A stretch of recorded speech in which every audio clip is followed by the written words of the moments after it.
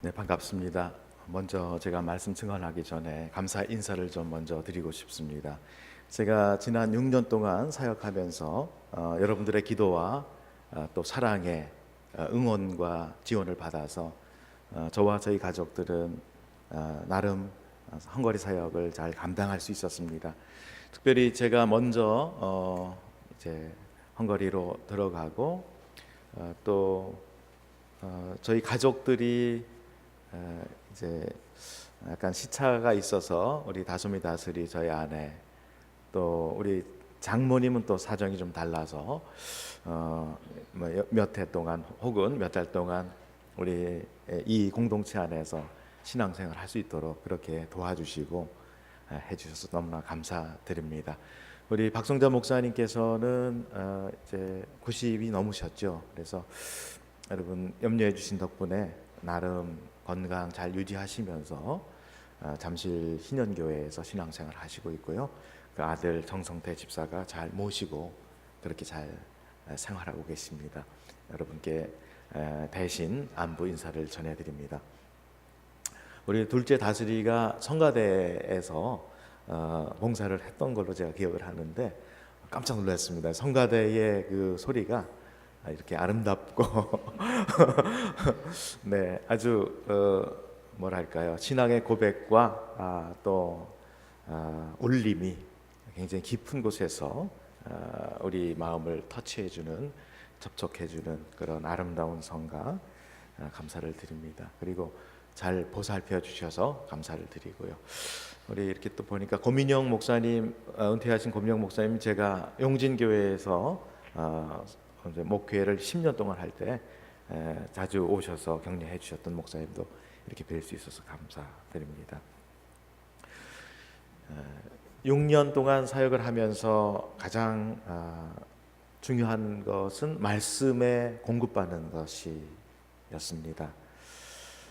우리 가족들, 제가 이제 목회를 거기서 하는 것이 아니라 헝거리 개혁교회와 함께 협력 사역을 하기 때문에 이렇게 예배를 드리고 하는 것들이 이렇게 뭐랄까요, 제가 설교를 초청받아서 한 달에 한 번씩 헝거리 교회에 가서 설교할 때 외에는 우리 가족들이 함께 가족 예배를 드리고요.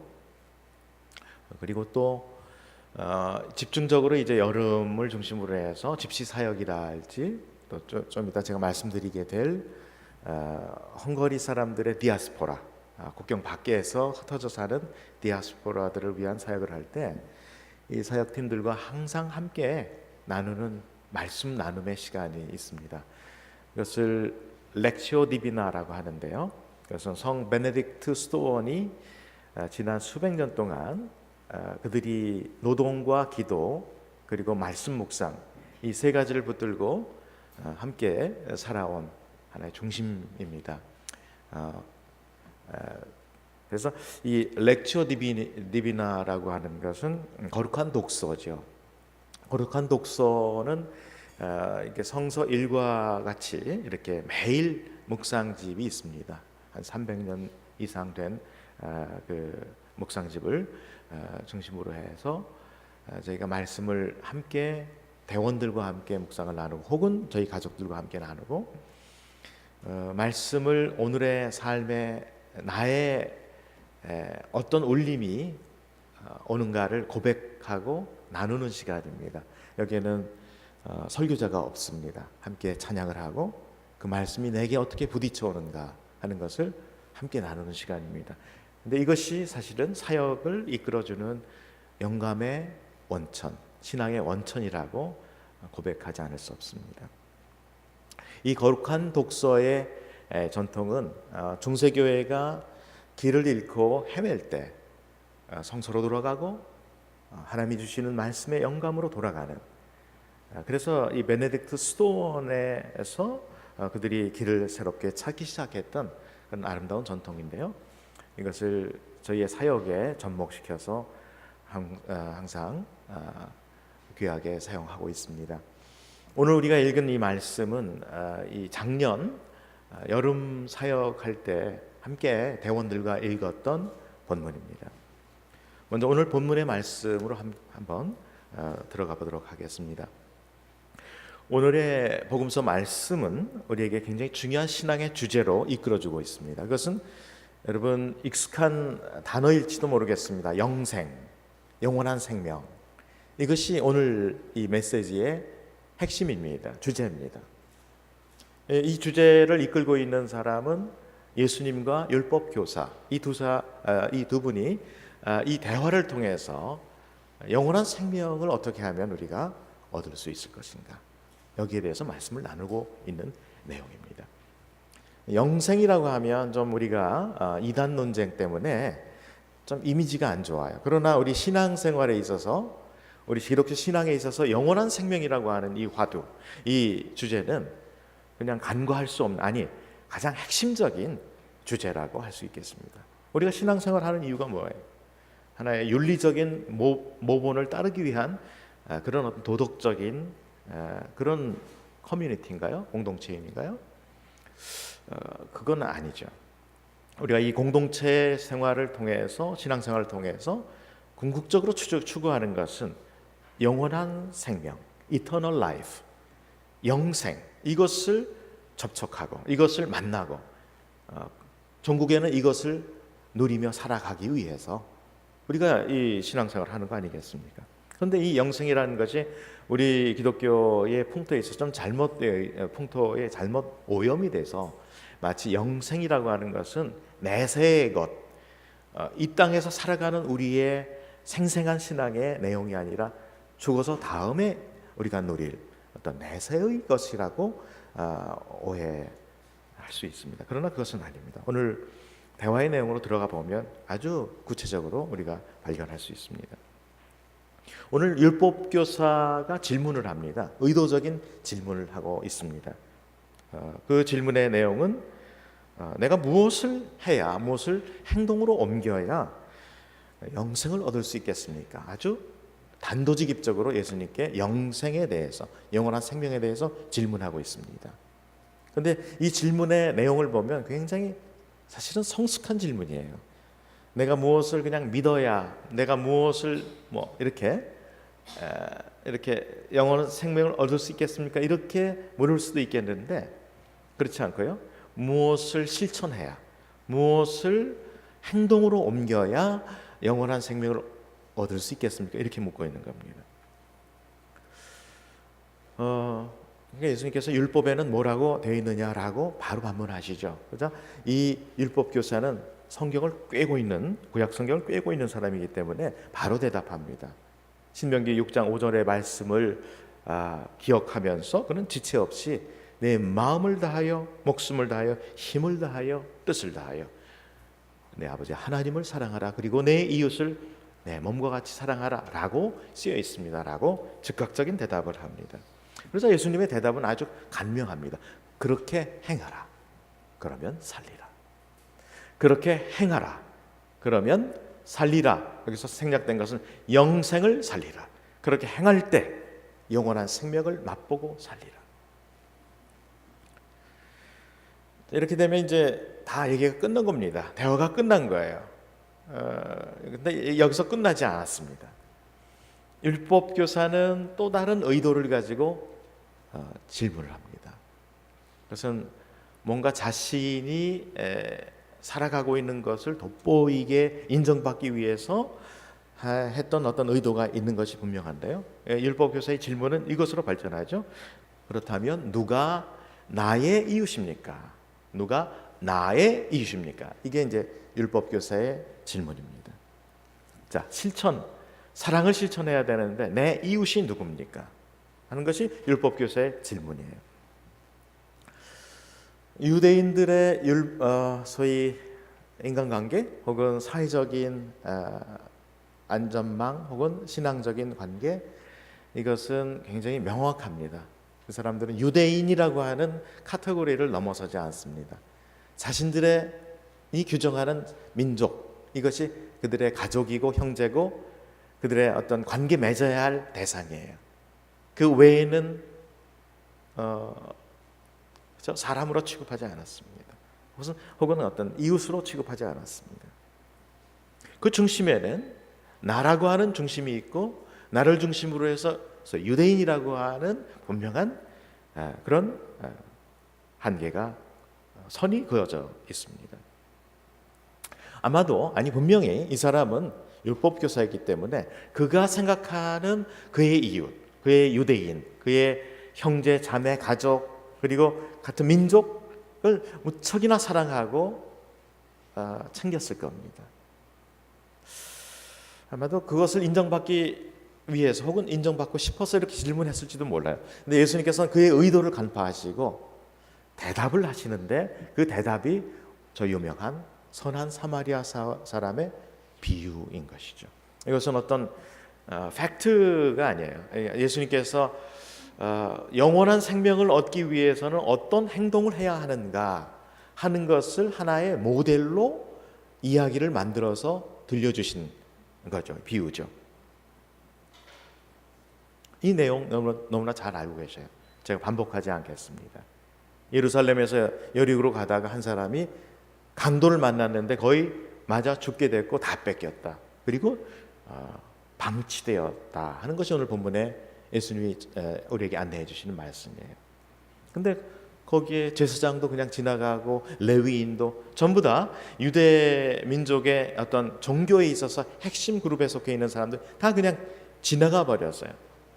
그런데 한 사람, 소위 예수님이 등장시켜 주신 사마리아 사람만이 이 사람을 거두고 치료하고 여관으로 데려가서 그 사람이 살 수 있도록 해주었다.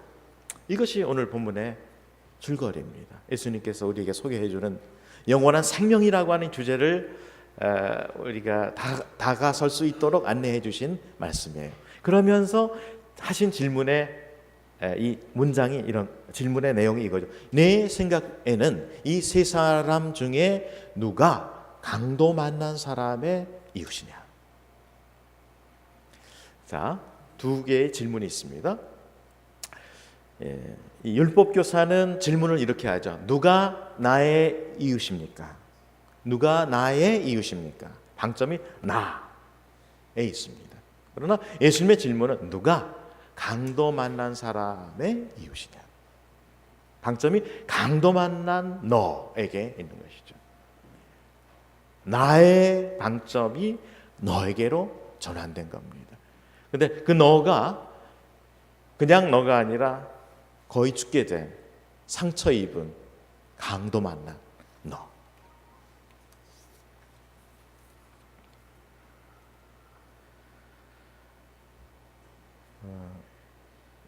좀 더 깊이 들어가 보면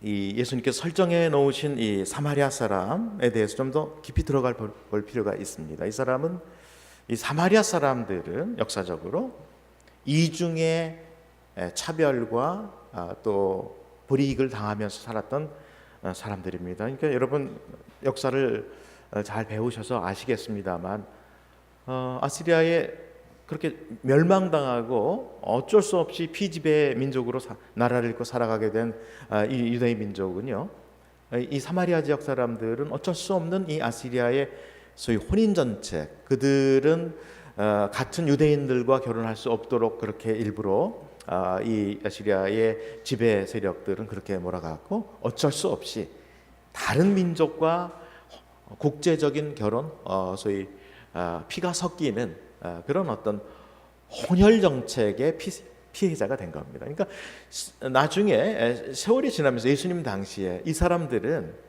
유대인으로 취급하지, 같은 형제로 취급하지 않았습니다. 그래서 예수님께서 막 사람들이 이렇게 빙 돌아서 이 사마리아 지역으로 질러가지 않고 갈릴리로 갈 때 그냥 질러갈 수도 있습니다만 사마리아 지역을 걸어가기 싫어서 빙 둘러가는 거예요. 그럴 정도로 인간 취급당하지 못했던 사람들.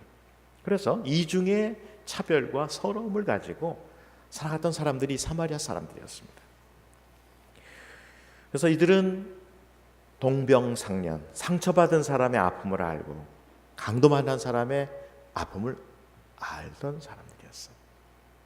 그래서 오늘 등장한 이 사마리아 사람은 여기서 오늘 본문을 쭉 같이 합독했습니다마는 어떤 이 사마리아 사람의 모습은 계속해서 행동으로 이어져 갑니다. 실천으로 소개되고 있습니다. 상처 입은 강도 만난 사람에게 가까이 갔죠. 상처에 올리브 기름과 포도주를 부었죠. 상처를 싸맸다. 짐승에 태웠다. 주막으로 데려갔다. 그리고 데나리온 2를 더 주어 나중까지 돌볼 수 있도록 그렇게 말했다. 이 모든 것들이 강도 만난 사람을 발견하고 그 아픔에 공감하고 그리고 함께 그와 함께 그를 위해 행동했던 겁니다. 예수님의 핵심은 이거예요. 함께 공감하고 행동하고 그럴 때 비로소 영원한 생명을 접촉할 수 있고 영원한 생명을 볼 수 있고 영원한 생명을 살 수 있다. 영원한 생명은 어디 멀리 있는 것이 아니라 아픈 사람, 강도 만난 사람과 함께 그 아픔에 공감하고 그것을 치유하고 행동으로 실천하고 그럴 때 영원한 생명은 열린다. 예수님께서는 맨 마지막 말씀을 하셨죠. 너도 그와 같이 하라. 행동하라. 그러면 영원한 생명을 살리라.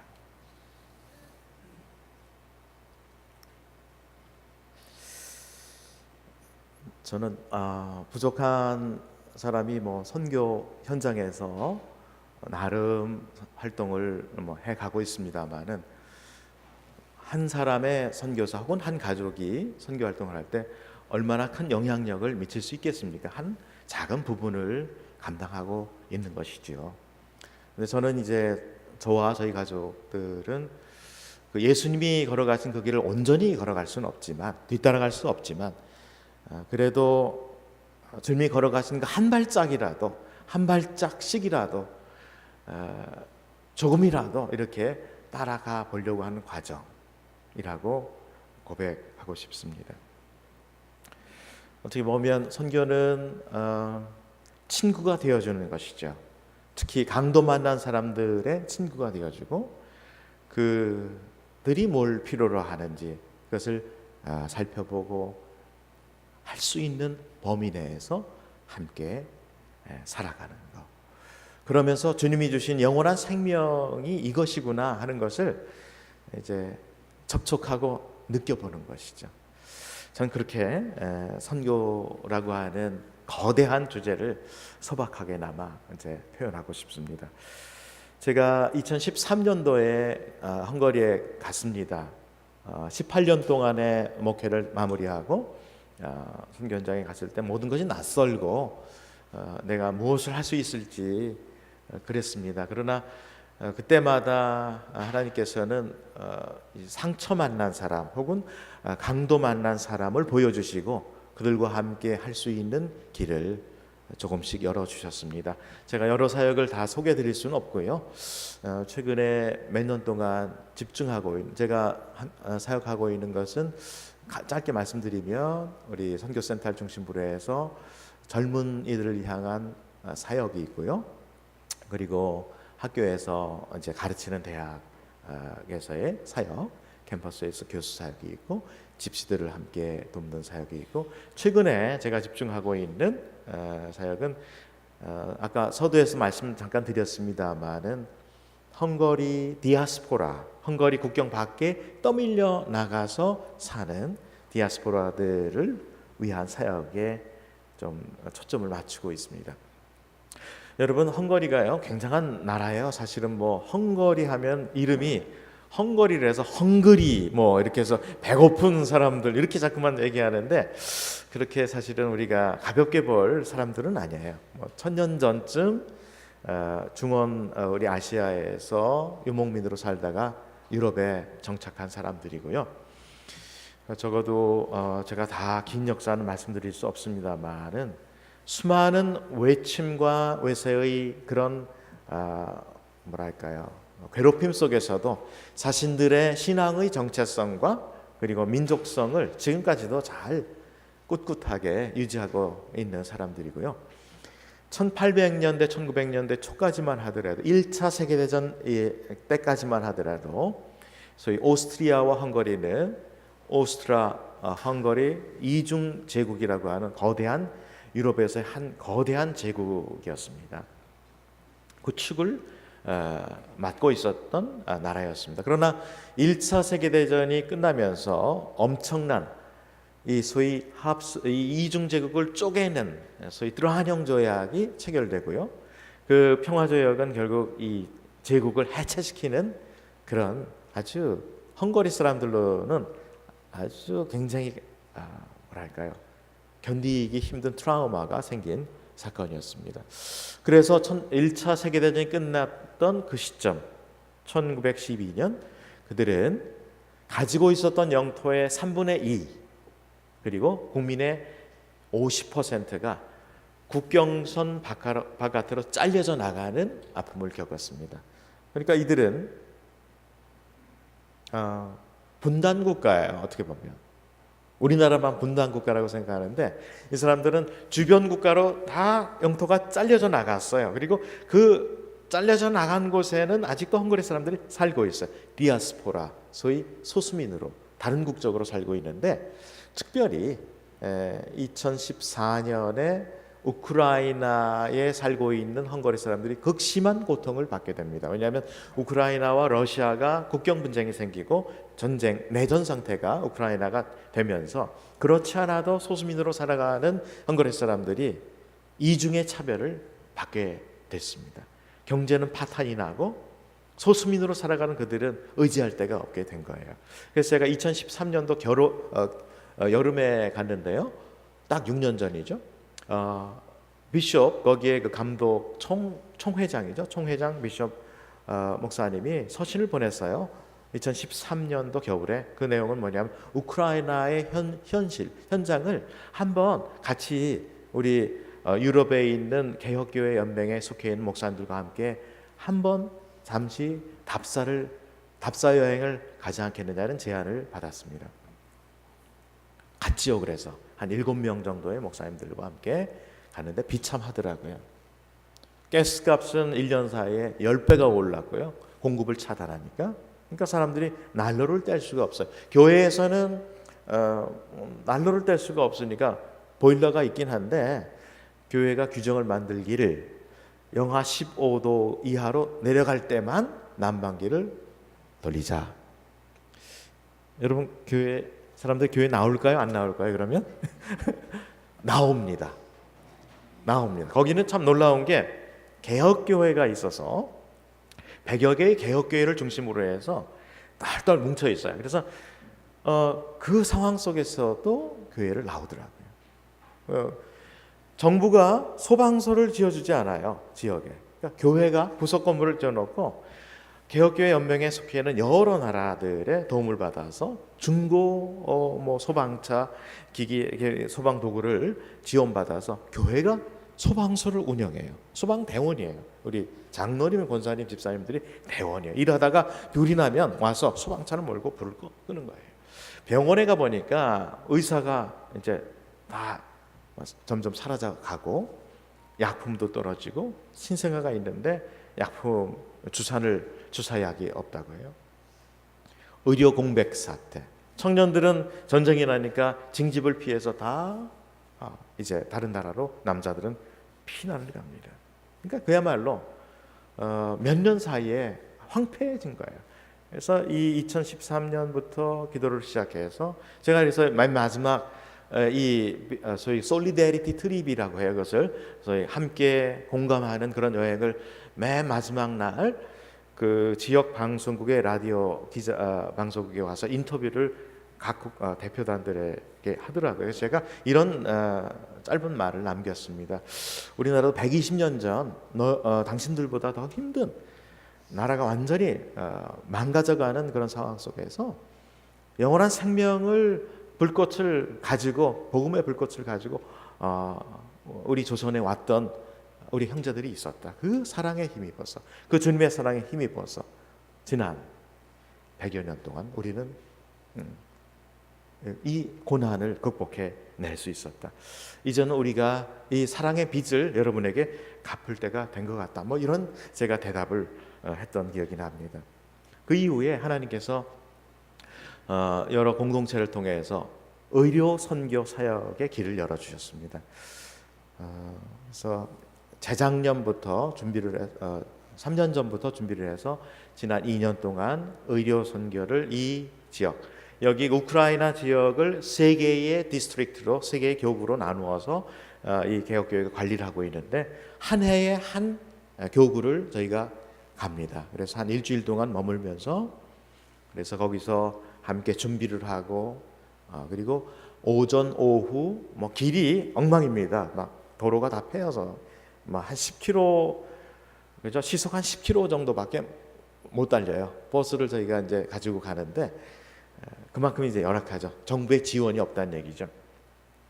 그럼에도 불구하고 저희들은 오전 오후 이렇게 해서 한 8개 마을, 그래서 올해도 작년 재작년 그렇게 가서 무료 선교 사역, 그러면서 미용 사역, 그리고 그들에게 필요한 돋보기가 없어가지고 이제 성경을 읽을 수 없는 분들이 많거든요. 노인분들, 이분들 위해서 돋보기 사역, 사진 사역 이런 것들을 동시다발적으로 합니다. 저희가 이제 가장 중요한 것은 오늘 강도 만난 사람의 이 심정을 함께 공감하는 것, 그리고 그들을 위해 그들과 함께 기도하는 것. 우리가 머무는 것은 며칠이 되지 않잖아요. 그러나 우리가 주는 약이래봤자 얼마나 많은 약을 줄 수 있겠어요. 뭐 한 700명, 800명 만나서 그런 가정들에게 비상약품도 주고 합니다만, 중요한 것은 함께 기도하고, 그리고 그들의 아픔에 공감하면서 함께 지내면서 느껴지는 그런 영원한 생명, 영생, 영원한 생명의 그 불꽃에 접촉하는 이 경험, 이것이 중요한 것이죠. 네. 저희들이 사역을 마치고 돌아갈 때면 함께 사역자들이 그 지역의 사역자들과 함께 손을 잡고 시작할 때, 끝날 때 기도하고 그 공동체를 위해서, 지역을 위해서 기도하고 돌아옵니다. 마지막 날에는 그 지역의 중심되는 교회에서 함께 헌신 예배를 드리고 이제 찬양도 하고 특송도 하고 이렇습니다. 약할 때 강함 되시는 하는 그 찬양, 그것을 헝거리 말로 번역을 해서 이제 곧 영상을 보시겠습니다만은, 지난 2018년도 미네소타에서 온 사역팀과 함께 생활하면서 담은 한 2-3분 정도 되는 영상을 함께 보시겠는데, 여기 나오는 백뮤직은 이 배경음악은 저희가 이 헌신 예배를 드릴 때 했던 약할 때 강함 주시는 하는 그 찬양을 헝거리 말로 번역해서 부른 찬양입니다. 이 영상 함께 보시고 제가 마무리하도록 하겠습니다.